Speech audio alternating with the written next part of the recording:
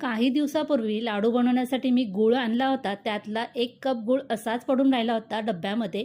चिकट होईल म्हणून मी काय केलं, एक पातेलं घेतलं, त्यामध्ये 1 कप पाणी घातलं, गूळ घातला आणि छान मिक्स करून घेतला.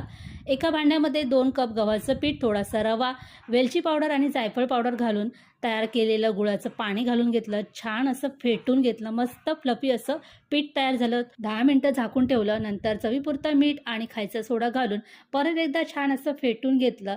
आता ह्या तयार झालेल्या पिठापासून काय करायचं म्हणून कढई ठेवली गॅसवरती गरम करायला. त्यामध्ये तेल घालून घेतलं आणि तेल छान असं गरम झाल्यावरती या पिठाचे तेलामध्ये छोट्या छोट्या आकारात गोळे सोडून घेतले. इथे की नाही आपले गव्हाच्या पिठाचे छान असे गूळ घालून गुलगुले तयार झाले. सोडा घातल्यामुळे गुलगुले अगदी टम्म फुगले आहेत. तुमच्याकडे सुद्धा असा 1 कप गूळ उरला असेल तर गुलगुले नक्कीच करून बघा आणि खाऊन बघा. रेसिपी आवडली असेल तर लाईक करा.